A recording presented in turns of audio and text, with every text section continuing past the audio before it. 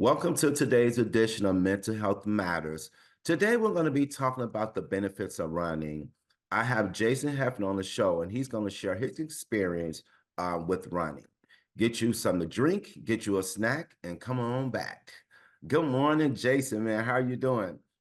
I'm doing great today, Jesse. Thanks for having me on the show. It means a lot to me. It's an honor. I'm excited to talk about more about my story and how mental health has transcended into running and in all aspects of my life too.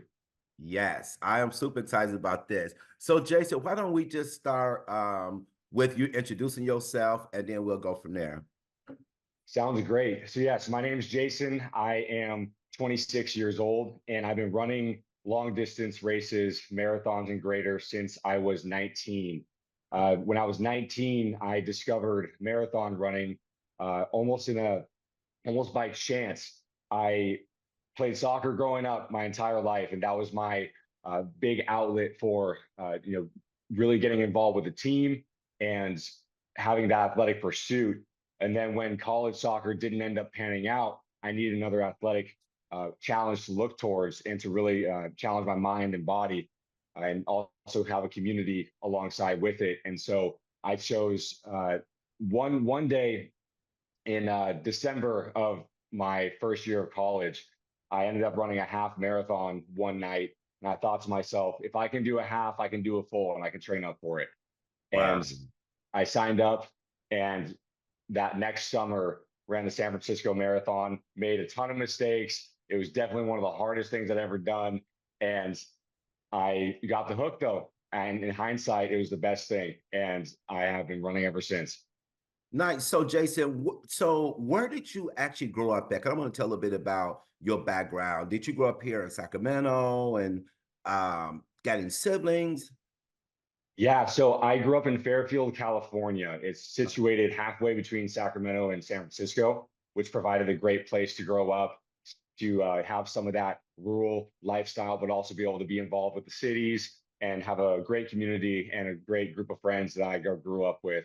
My family's very close. I'm the oldest of four kids, No. and I have a brother who's 2 years younger, a sister who's 5 years younger, and then another sister who is 15 years younger. And all of us are very close. And even though proximity wise we might not all be in the same place, we're still maintaining really good connection, and that's been a huge blessing. That's awesome. So, did you play any type of sports, Jason, growing up, or did you have a desire to play sports like growing up that actually led you into like soccer or running? I did. I'm very fortunate that my parents wanted to put me in sports very early at a young age. Pretty much since I was born, I was trying to run, and I had a lot of Um, energy, and it was something that I needed to. I needed to be able to get my energy out in some healthy way, and so my parents put me in a multitude of sports. I was involved in baseball growing up. I did running. I did tennis, wow. soccer, and at one point when I was 12 years old, I ended up having to make a decision on if I wanted to pursue soccer or baseball because it was getting too much to travel between both sports at the same time. And I ended up choosing soccer. It was where my heart was at. And Yeah. I definitely don't regret it. I love the sport, always will. It's always going to be a huge part of my life. And seeing it be a worldwide spectator sport, it is very special to be able to travel to other places and be able to use it as a universal language wherever I go. So that's how I got into sports and ultimately having soccer be the primary. Nice. So, Jason, are there anyone else in your family that plays sports or who are athletic like you are? There is, yeah. So all my siblings do play sports. My Nice. brother has actually done a few ultra marathons with me and has been alongside me for some pretty crazy stuff in the endurance realm. He played baseball growing up, and he played that all throughout high school. My sister plays tennis, and my other sister plays tennis too, and also does some running. So definitely a lot of sports within the family, and also with my parents and my dad, namely, we go out mountain biking and get out and adventure out in the wilderness too. So they definitely have a lot of activity going on. Nice. I was about to ask you about your parents too. Is that where your desire or your ability to be able to do all these sports, just be able to play all these sports? So that, I mean, I think that's really well, man. So Jason, what actually, how do you prepare for a long distance run, like mentally and physically? Wow. Yeah. So definitely I segment the two of those into the mental and physical preparation because both of them are super crucial in order Yeah, to be able to execute a game plan on race day and to be able to not just start well, but finish well and everything in between be very smooth. And so I'll start with the mental approach. The mental approach is in training. The first thing I do is do things that I know I don't want to do in the moment, but still um, know I should be doing. For instance, there's always going to be runs, no matter how much I love running, there's always going to be a time and a training run on the calendar that I do not want to wake up for and do. Or yeah, that specific day I get off of work and that's the last thing I'm thinking about is going for a run. But yeah, those are one of the most important runs to go on because it reinforces pushing through hard things and doing things even when your mind doesn't necessarily want to do it in the moment. But then in retrospect, uh, you are more trained, better prepared. And I have never regret going on a run once. It's always been at the end, I've been very thankful that I did it, even if I didn't want to do it beforehand. And so that's a major point mentally. And also just doing a lot of recon on the course and understanding the course profile, what kind of competitors are going to be there on race day, and what kind of wow, environmental factors will be at play, where the aid stations are at. Because there's so many different things that can go wrong on race day. But if you have the mental prep and the logistical recon to know what things are set in stone and what you can control, then it's going to alleviate that burden on race day and mitigate the potential for bad things to go even worse. And you can then be able to safeguard against that. And so that's another way I mentally prep as well is just making sure to do all the due diligence beforehand and looking at everything involved with the race that I will be able to control. man, that's so when I learned about you doing like long distance racing or running, I should say, I was very impressed. I mean, we kind of work in the same space, so to speak. And I mean, it was talked about. And so the people that also that learned that you were running long distance, I think I've talked with you a little bit before too, a little bit about it, but I didn't really get the details until somebody had brought it up and they talked about I think you sent the link or something like that that you could log into it and follow you while you was running. I mean it was just super super impressive. So I want you to talk specifically about this particular run because you ran for how many hours or days?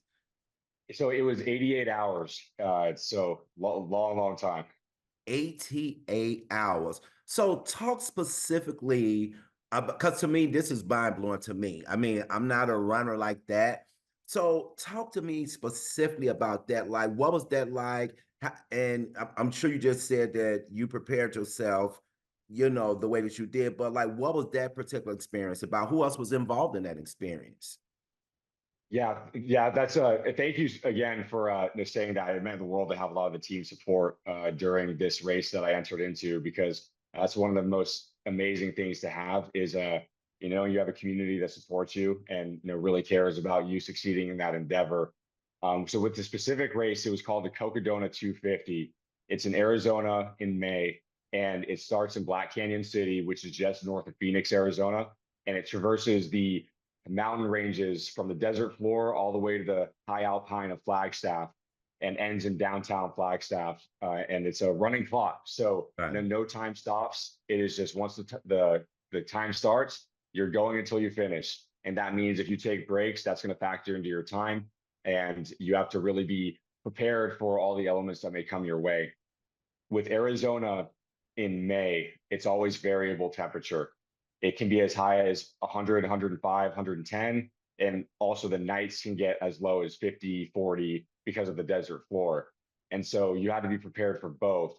Luckily, we ended up getting a forecast the week of that was greatly reduced from what the temperature was previously stating. It was still going to be pretty hot during the day. It was going to be in the 90s, during the height of the day, and even like high 80s, low 90s. But it was going to be in the hundreds, no triple digits. So that was something that a lot of us were, very excited about. But going back to the training for this, it was a long buildup. It's I like to view it as a culmination of all the 7 years of running and all the amazing communities I've been a part of who have helped me really bolster my skills and also my resiliency and help me get to the point where I'm at now. When 2024 rolled around, I knew I had to put races on the calendar that would help me prepare up to that kind of a distance. And Wow. so I did a handful of races. I did a 60K, which is about 38 miles. I did two 50 milers, and then I ran a 30 miler with a 20-pound weighted vest to help me get accustomed to running with a pack that needed to have some essential gear for a 250-mile race. I ran a marathon after work one day just to reinforce running while tired and mentally fatigued. And it all those training runs really did add up, and they really did assist in helping me throughout the entirety of that 250-mile race. And to Wow. go and do the mountains like that, and to go through the night and to not sleep very much, I got a total of about 3 hours of sleep throughout the entirety of the journey. And that Wow. made it so I had to uh, really think well on the go, but also think while fatigued and trust in the process the entire way. And luckily, I had an amazing support cast too. I Yeah. ended up having my dad and my girlfriend come as my aid crew, and they did such an amazing job showing up for me at the aid stations and providing that moral support that I really needed Yeah. throughout that 250 miles. Because there's points where you're really high and points where you're really low, and sometimes you can never predict when those are going to happen. But every time I'd come into an aid station and I was at a low, or I was in a lot of physical pain or Yeah. mental distress, they did an incredible job of just showing their support, motivating me when necessary, showing me that tough love, but also showering me with that love and Uh-huh. the grace and that support that I really needed in the time. And so having them was amazing. And then I had two friends of mine who ended up running with me for some miles. One of them did about 40 miles, and the other did over 70 with me as a pacer. And so I had some amazing friends come out and take time out of their busy lives to show up for helping me get to that finish line. So I would never forget that ever. That's awesome. That's awesome, Jason. Doing a run like that, we talked about a person obviously has to be mentally and physically strong, but how would that affect one? Say, for example, if things wasn't going, you just got some bad news. I'm not saying Jason in general, but what if somebody was running long distance like that and they had just got some bad news, something that would try to shift their mental health or focus in a different direction, opposed to where it should be? How would someone uh, focus enough to not allow that to shift their focus as to what they're supposed to do in regards to running a race like this? Yeah, running a race like this, especially when it's as long as this is, there's a lot of things that can beg for your attention and can Yeah. become a distraction. And especially if it's something that happens even outside of the run that you receive news of, and that can really derail focus and also just morale. And ultimately, when that happens, which it has happened to me before, when that happens, I remind myself, a few running mentors of mine like to say this, and it's break it down into segments, break it down to smaller pieces, and focus on the race one aid station at a time, 1 mile at a time, and really just be immersed in where you're at. Because it can be so easy to view the race itself as the entire 250-mile distance and how much you have left. Yeah. Say you're at mile 100 and you still realize you have 150. It can be very easy to fall into that mindset and be very overwhelmed and overstimulated by the fact that you're not even halfway yet. But then Yeah. if you compartmentalize it and focus on, okay, the next aid station is 15 miles away in this town. And Right. as long as I get to this town, I can refuel, I can see my aid crew, I can, talk with other runners, and I can then rejuvenate and be ready for that next segment. And then even, smaller than that, just mile to mile, just looking around, enjoying where you're at, Yeah. understanding that this moment won't come again. You Yeah. get one time to really enjoy the current state. You get to enjoy the suffering. You get to enjoy all that comes with it, because ultimately you're alive and you are moving about the earth in Yeah. a way that not many people get the chance to do. Yeah. And so having that, holding on to that gratitude as well. And even if real bad news was to come from outside of the race and you were to receive a message, um, it can be very difficult mentally to grapple with that. Yeah. But also understanding that completing this would make anyone that you love inspired. It would make them, really excited to know that you completed something hard, and it makes them want to do something hard too. And mentally, it can be very, very tough. Yeah. But the completion of these hard things, despite it all, is something that you can't replicate. Yeah. And it also allows you to be that source of inspiration for the ones you love most in everyday life. And so, even if things outside were to play out, it's always very important just to remember where you're at, and what the best you can do in that very moment is, and not be too overcome by emotions that may be. Okay. And I asked you a question for the reason of, if someone watched this particular segment and they are interested in doing it, like running a race like this, I wanted them to be able to hear you talk about the highs and lows and what to do just in case, a barrier, come up that would try to prevent you from being focused on a race. You talked about you got 3 hours of sleep. What was that like for you? Was it in increments? I mean, let's talk about that. Like when you went to sleep and when you woke up, were you just like, I mean, was that like a fight to fuel yourself back? Like, what was that like? Yeah, so that's something that it's very hard to prepare for, and it's something I've only experienced a handful of times in my life, being that sleep deprived. But Yeah. I'll give you a fun story during the race. So I slept 3 different occasions. I slept once at mile 70. I slept once at mile 160, and then I slept at around mile 185. And so the one at mile 185, it was already a few nights in, and I had one of my friends pacing me at the time. And we just left one of the aid stations where I saw my dad and my girlfriend, and I was already feeling very rejuvenated, but I was extremely exhausted still. No matter how much no food I had, or amazing talks I had with them, I was just so exhausted.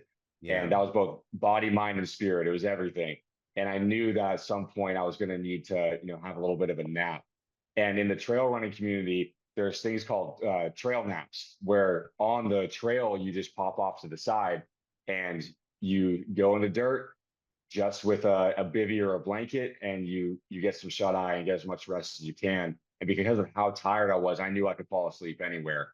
Yeah. And so there was one point where I was walking, and I was hiking through the night, have my headlamp on, and I was swerving side to side, almost as if I was about to lose consciousness. I Yeah. wasn't going to, but it was almost like my balance, my equilibrium was being completely thrown off. Yeah. And I looked to my pacer and said, I need to sleep. I need to sleep almost now. And Yeah. so we said, okay, he told me I'm setting the timer for 10 minutes. Wow. And like that, I was out. Right when I hit the ground, I was asleep. And 10 minutes later, he wakes me up and I felt like a new person. It's Wow. amazing how just 10 minutes Yeah. allowed for me, my mind to almost get tricked into thinking that it got rest. Yeah. And I was able to, from that point forward, from mile 185 to mile 250, I didn't sleep at all. Wow. The whole remainder of the race, I just decided to push through and not deal with the sleep. And um, of course, the next day I was feeling it greatly, but that Yeah. just that 10-minute power nap did a world of wonder. Yeah, you definitely talking with you.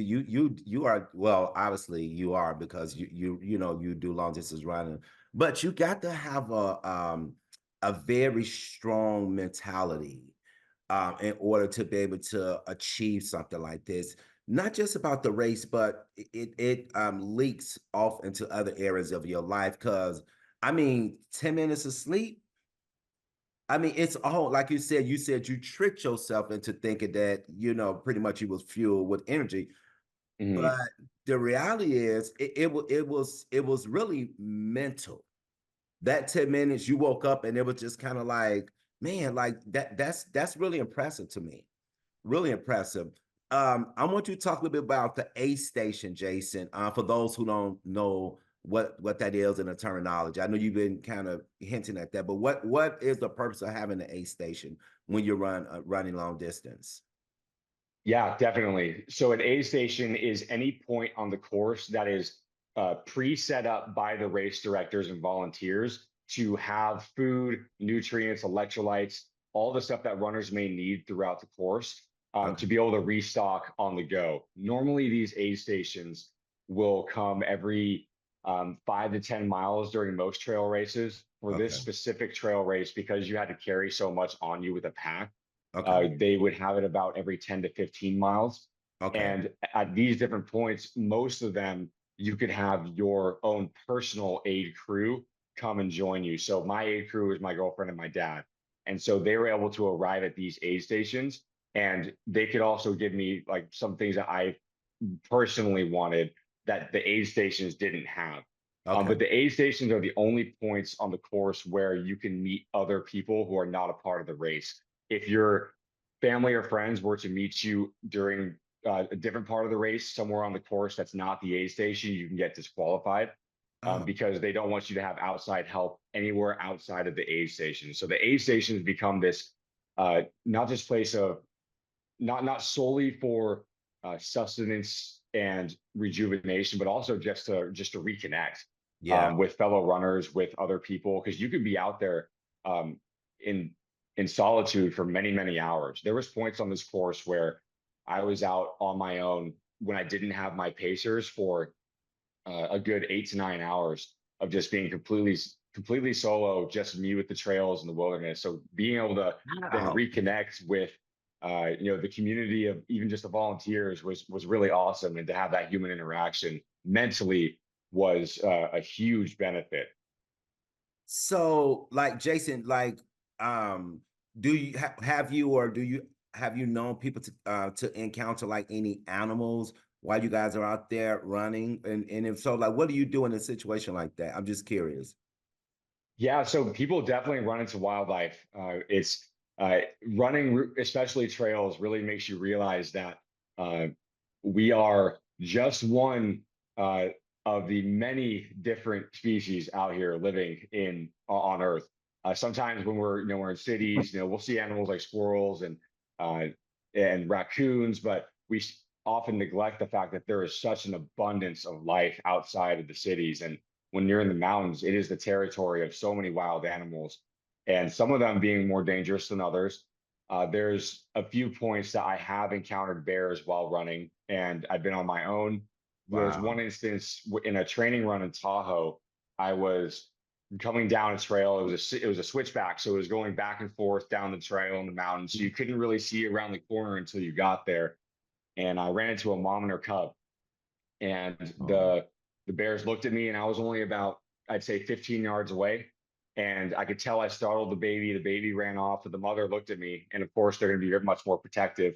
right. But in that moment, you just got to realize that you have to stay calm, you have to hold your ground, just make your presence known, but don't be intimidating. Right. And most of the time, these bears will, look the other way and continue on with their day. And that's what it did. My heart was racing out of my chest, but I'm sure. it was exhilarating and it was amazing seeing the animal. But of course, proceeding with caution and also respect for the wildlife too is very important. Yeah. Man. All right. Um, so in what ways has running taught you about life and how to approach your challenges? You kind of talked a little bit about it, but go more into details about that. That's a great question because that is something that has really running has been a pivotal game changer in my mentality and also fortifying my mental health. And I'll go back to when I was in high school. When I was in high school, I developed a case of cystic acne on my chest and back and my face, meaning that it was a progressed form of acne that was really, really hard to deal with. And no amount of medication really seemed to help. It covered the entirety of my chest, all of my back, a lot of my face, and just touching it would make it bleed through my shirt. I was Yeah. very self conscious. And in high school, it's already a point where you have a wide range of emotions that you don't necessarily know how to deal with completely. Yes. And because of being in that position in high school and also having that extra burden, initially for the first, I'd say 2 years of me having it, I was susceptible to being controlled by my immediate reactions and emotions. Yeah. And it made me feel a little sorry for myself. I didn't necessarily take full accountability for my actions. It's not like I was a bad person. It's just sometimes I would neglect the importance of feeling the Yeah. emotions, but then grappling with it and then responding in a much more mature manner. Rather, I would just have the immediate reaction, the immediate emotional response. And so I would let little things get to me. Um, I would get angry or upset because I feel Yeah. like people didn't really understand where I was coming from. Yeah. And it was hard to deal with. And there were many nights that I, the tears were shed. Yeah. And I'm I have no sure. shame in admitting that because right now I feel like I'm in a place where it's taught me, and I'm actually very grateful for the experience because it served as a an emblem of being resilient and growth. But back then I didn't necessarily see that. Yeah. And so after a lot of long nights and going to soccer practices and bleeding through my shirt, going to tryouts and not feeling like I can give my best, and lashing out a bit and not being able to control my emotions as much as I would like to, um, it ended up teaching me, I'd say probably quicker than most my age, how to respond to stressors and to view tribulations as a gift. Yeah. One thing my parents did Wow. that one thing my parents did that really I will never ever forget in the best way possible is that they never let me quit on myself. Yeah. Every time I would want to not go to a practice or a soccer game, they told me, you need to show up. You still need to do your best, and we need to go, and you need to really give it your all.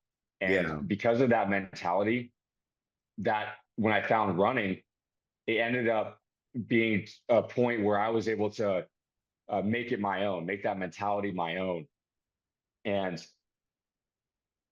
at 19 years old, when I ran my first marathon, it was one of the first points where I really was able to say, oh, wow, I took ownership of the training process, of my circumstance, of all my situations. And I arrived at that finish line knowing that I put in the work and I became a better person. Yeah. And running in itself, I started running when my cystic acne was getting a lot better, but I was still not confident in my own skin. But over the course of the next few years, from about 19 to 21 or 22, uh, I would run with my shirt off more. I was able to uh, really find that my performance was based on the effort that I put in and the people and the environments that I put myself in to excel. And Yeah. so overcoming became uh, a factor to overcome was putting yourself in the right positions to succeed and excel, and remembering that at the end of the day, these troubles and these challenges and these hardships are only meant to make you stronger Right. and make you a better person. And they really did. And as I was running and moving about the earth in this way and tackling these summits and doing these long distance races and progressively longer, I realized that uh, suffering produces endurance, and endurance produces hope. And that's it's a Bible verse that I really like, and Mhm. I like to take to heart too. But Yeah. running really just reinforces all of these things of discipline, of staying positive and optimistic through hardship, Yeah. of knowing that your tribulations are going to be a teacher and provide lessons. There's never a failure; it's always a lesson. And so those are some of the big things that the entirety of my and challenge of cystic acne, but also transcending into running has really fortified and taught me up until this point. Yeah, that's a very powerful story, Jason. And I'm so glad you shared that because especially with um our youth, meaning, those in their early 20s, you climbed on the hill just a little bit, but it's good. And when that first happened, because was it just like, oh, you woke up and you was like that? Or did the acne you get a few here and a few there and then it just progressed? It was the latter. So it started off not being as bad. I noticed a few things here and Yeah. there, but then over time progressively got worse and almost seemed like all the individual spots seemed to converge into one and create this almost like epicenter for a really, really bad case of acne. And back then, of course, in high school, acne is viewed as something that, oh yeah, everyone just goes through. Yeah. People might view you differently because of the way you look. Yeah. And of course, that became a source of me not really thinking that a lot of people understood where I was coming from. But Yeah. that's what ended up happening. It's just progressed into a point where it was just super painful and it made it hard to sleep, and it just it bled constantly. And so uh, we just try to do any sort of remedy and way to work through it and make it better. Did you deal with like any depression during that time as well? There were definitely points where my mental health was volatile. I would say there were times when I was extremely upset. I would fall into points where, I didn't want to necessarily go and show up to my soccer games or school for that matter. And if my friends are going to the beach, I never wanted to take off my shirt to go into the water. And of course, that takes a toll. I wouldn't say I had uh, I had a complete case of depression for a long period of time, but there were points where my mental health was uh, definitely uh, volatile, and I did feel the effects and the impacts of what I was going through. And I'm just very thankful that I had an amazing support cast around me. My parents and my siblings were wonderful. They were by my side the entire way. I had some amazing friends Yeah. that I was able to open up to. I opened up to very few people outside of my family, but the few that I did never made fun of me for it. They Yeah. understood that I was coming from a place that was was pretty hard, and so they would approach all the situations with grace and try to understand as best they could.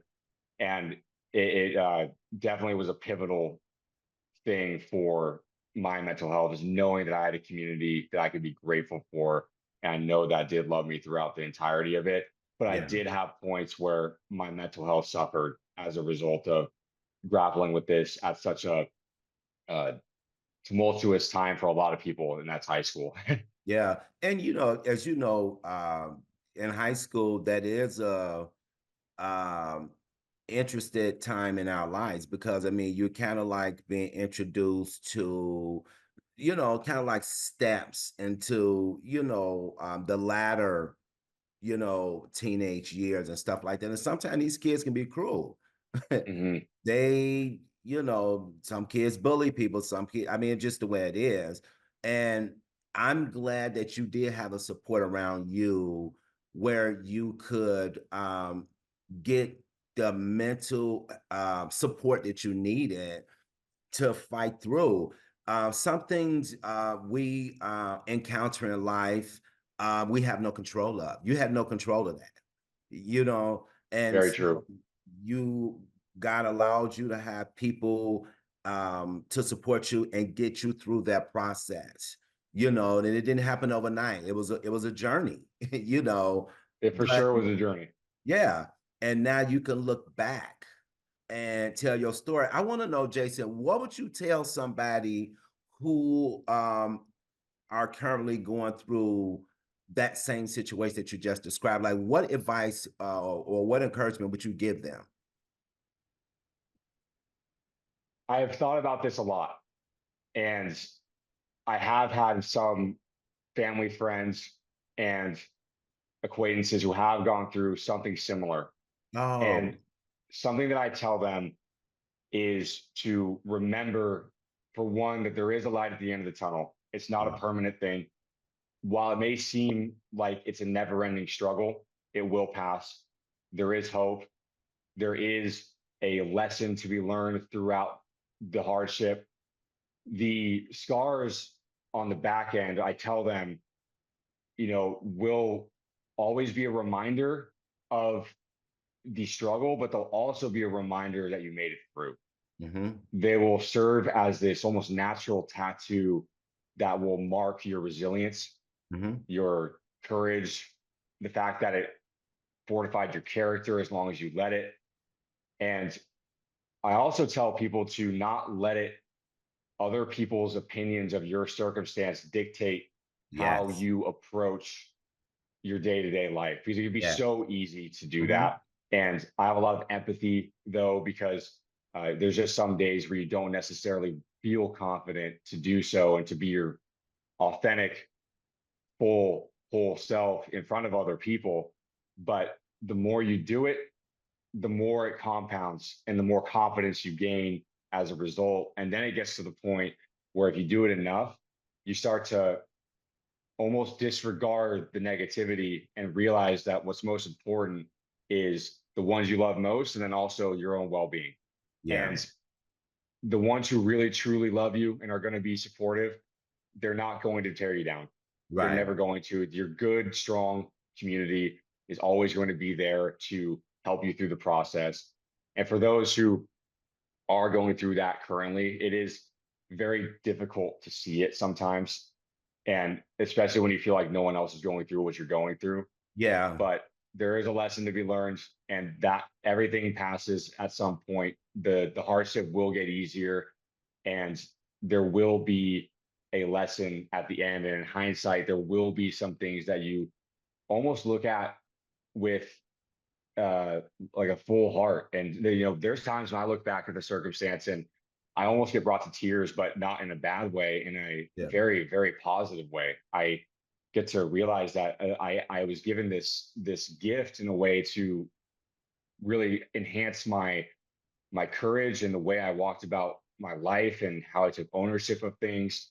And without the cystic acne experience, I wouldn't have been equipped with the tools to mentally approach other challenges in my life after.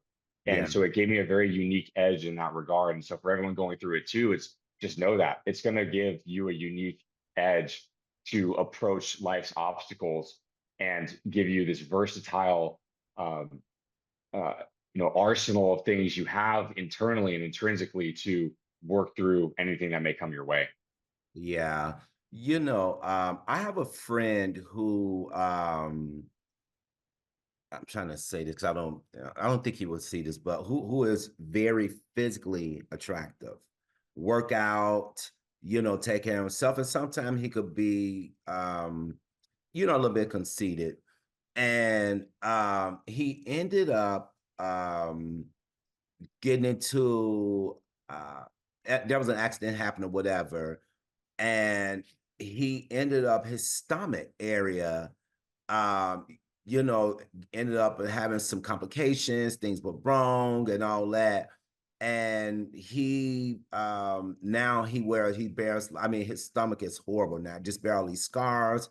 And just physically it's not attractive at all. I got it, thank you. Yeah. Physically it's not attractive at all. And so we were talking about 4 or 5 months ago, and he was sharing with me, which I knew this, and I don't know why I didn't put two and two together. But he was sharing with me like he loves walking around with his shirt off, at that time. Abs, just, he's built up nice. And, he told me, now he's a believer too. And he's like, because they call me Jay, he's just interested in all the body parts that this is the one that's affected the most. And he was saying whenever he, when he got showered, whenever he had to look at himself, in the mirror, his stomach area, he always said, this is a reminder of God's grace, because he was so conceited, so vain with his physical attraction, and now he don't really care. And we laugh about it now because he's like, well, what can I do anyway? But now he give all that glory to God. And he do talk about use that as a way to talk about Christ, the nails in his hands, the nails in his feet. And he talked about how that has also humbled him too.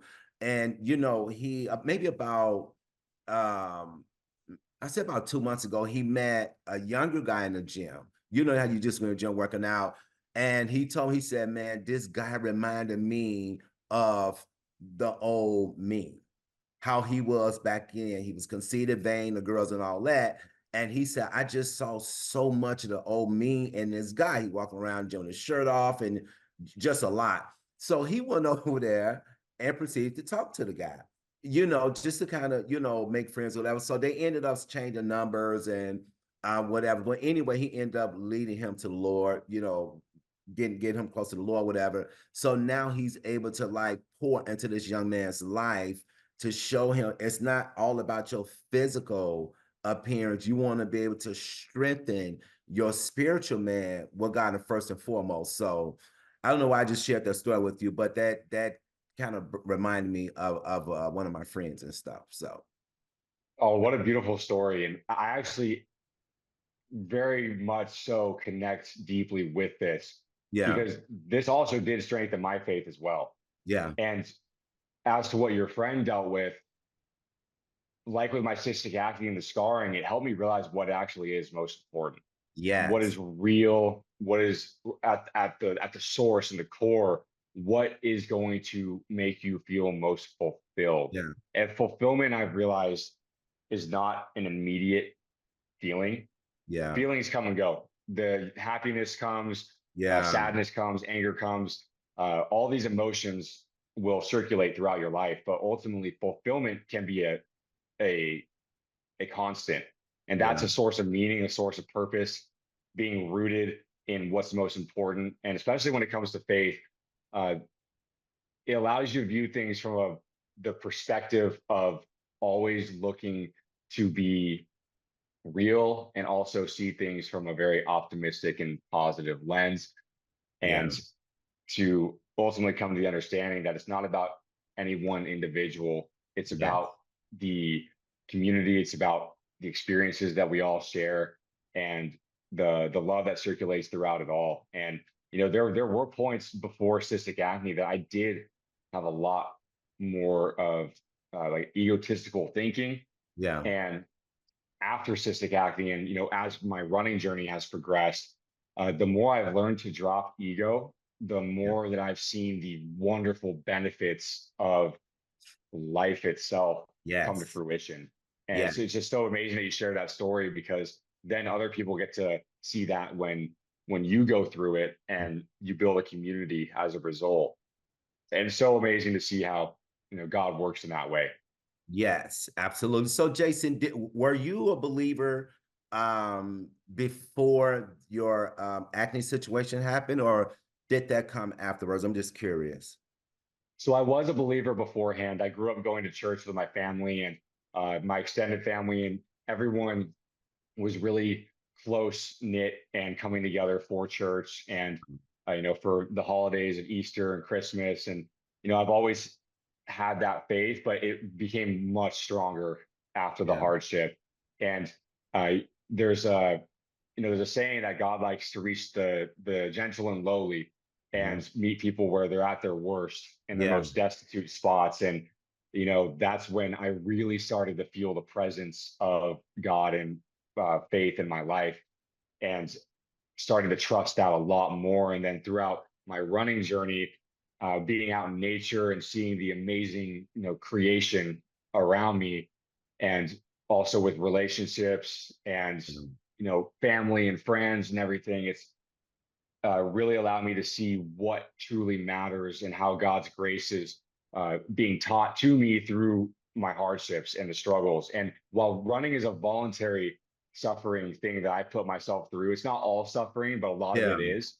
And yeah. so I voluntarily put myself in that position because I understand that the lessons I get to learn as a result are, rooted in overcoming and resiliency and uh, believing despite it all. Right, exactly. So you do depend on God, I've used God, the Lord Jesus, Holy Spirit, but do you do believe that they are involved in your success when it comes to running or completing a really challenging race?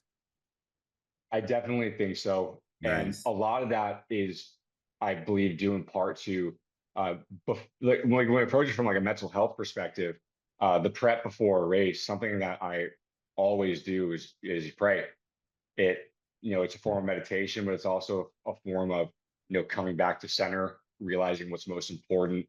And, during the run as well, like, if it's, 4+ hours, sometimes where even it's 88 hours, uh, just knowing the importance of having that uh, understanding and faith, and just being trusting the process, and uh, listening to God, and feeling that presence around me. I think it's played a very pivotal role in some of the success that I've had.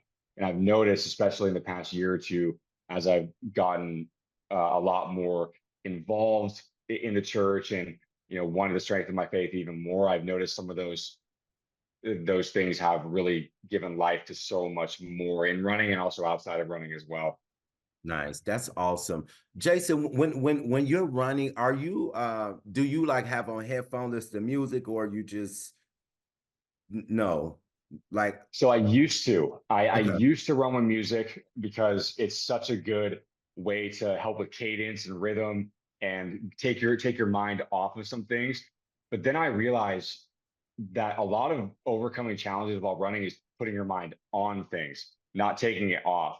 And Okay. so I started to run without headphones to challenge my mind to, when challenges arose, to focus on it rather than take my mind off of it.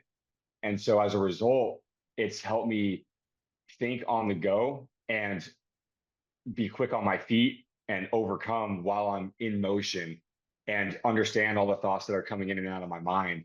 Okay. Because sometimes we don't necessarily want to deal with those, and especially while running, you have a lot of time out there to think about things. Yes. But I find that I'm able to figure out a lot of things, and understand myself more when I don't listen to music and I'm just fully immersed in the trails and the wilderness around me.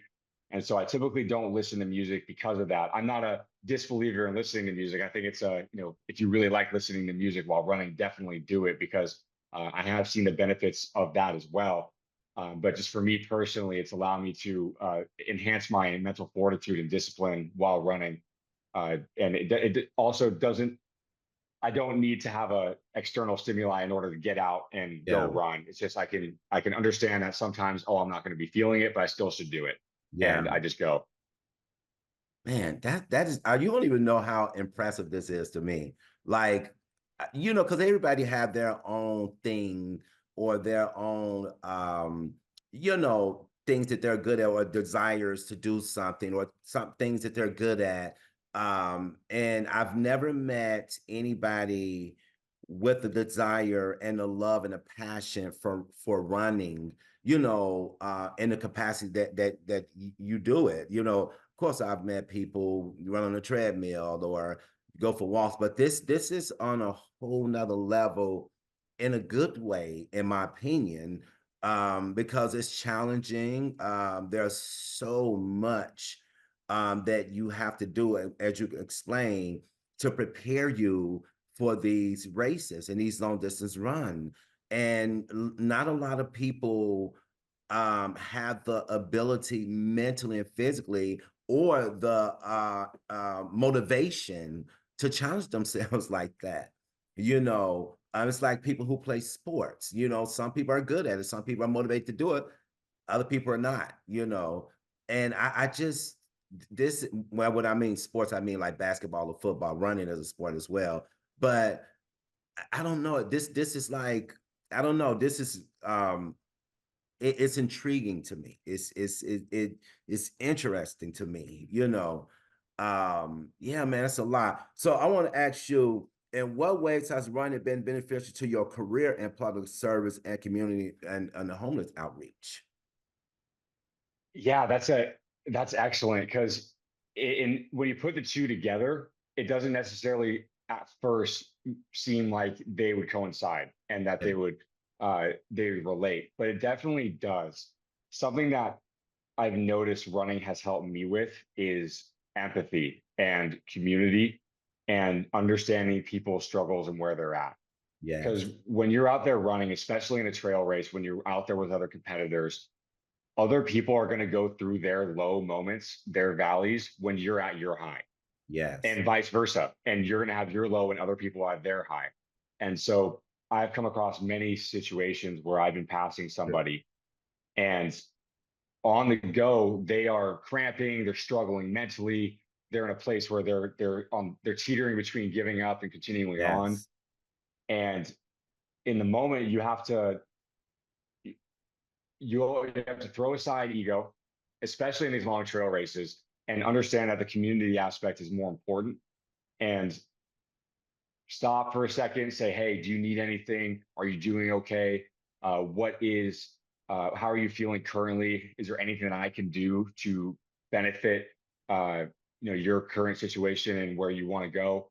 And, just try and help them through it. And, there are some times where, I'm competing for the podium and, we're all in competition and, that stuff doesn't happen. But there's also other times when you're in a really long race, like the Cocodona 250, where you're seeing others at a really, really low spot and they're struggling, like even crying at points. And Wow. you want to help them work through what they're experiencing because the other runners are going to be able to relate to them the most. And Yes. so that's definitely taught me a lot of empathy and taught me a lot of uh, patience and understanding and helping others get to where they want to go. And so when it comes to public service, that definitely plays out as well. Because when you meet people where they're at and you talk to them more about where they want to go rather than making a assumption about where they're trying to lead their lives, you get to understand them more. When you approach with empathy, you get to uh, make them feel more comfortable talking to you, and then at the back end, you get to see the tangible of where they go, and you played a small part in that. Yeah. And especially when it comes to homeless outreach and reaching out to those who are in a destitute spot, it's just understanding that they are going through something very difficult, and you need to meet them right where they're at in order to effectively enact change and inspire them to uh, work through where their current situation has them. And I've always enjoyed public service for this reason. And whether it's homeless outreach, and I even worked Wildland Fire for 2 seasons. Yeah. And Wildland Fire is a nice little mix of running and public health because you have to be very physically fortified and also mentally fortified to be able to be of best service to the communities to which you're working in. And so all of this has just been a perfect storm of experiences for me to be of best, like be my best for those I love most, and then also those I'm serving too. And so that's why I love public service and outreach and being involved in nonprofit work because a lot of a lot of that fulfillment that I was talking about earlier stems from the connection with others and helping them through their circumstances. Because then in turn, it actually inspires me to lead a more thoughtful and purposeful life too. That's awesome. We got about 2 minutes, Jason, actually a minute. Talk a little bit about your podcast because you are starting to do a podcast. Talk a little bit about that. I want to kind of highlight that a little bit too, so we can, so people can know what you're doing as well. Definitely. And I really appreciate that, Jesse, too, because that's something that we connected on. Once we both found out that we podcasted, I know you've been doing it for quite some time, and you very, very, very good at asking questions and getting people to speak about their experiences. So I thought this was wonderful for one, and two. My podcast is the Give Rise podcast. It's on Spotify, and I have brought on guests who have overcome massive obstacles and or have brought about amazing meaning to their lives by putting themselves in environments that allow them to grow. And so I've had a few ultra marathon runners on, and and people who have completed these amazing endeavors and achieved amazing success by putting themselves through voluntary challenges. And so I just love being able to speak with them and talk about that. And it's been cool to be able to reach people in that way as well. Yes, absolutely. Well, Jason, thank you so much, man, for gracing me with your presence this morning to really share your experience. I've actually been looking forward to this for a very long time. So I was glad that you, Likewise. yeah, thank you. Because I know we kind of been talking about it, but you're busy. We kind of was trying to find the right day and time. And so when you finally to agree to do it on Sunday, I'm like, okay, good. So, man, I thank you so much. And I'm sure we'll be talking more, and I'm sure we'll come up with more topics to talk about because you are definitely someone that I think has a lot of information to share that would benefit, people and really enhance their quality of life. So thank you, brother, and I really do appreciate you, man. I appreciate that, Jesse. Thank you so much. And to end off too, I'll leave everyone with a quote from one of my favorite motivational artists, name's NF. And it's life's what you make of it. Take it, embrace it, and take it and savor it. It ain't about what you did, it's what you became from it. And it's all about a process of becoming and the growth journey. And Jesse, thank you so much for having me on. This has meant the world to me to be able to speak with you and to share some of my story and to talk about, faith, growth, mental health, physical challenges, mental challenges, and it's really been awesome. So I look forward to the next time we get to do this. Okay, for sure. Thank you, Jason.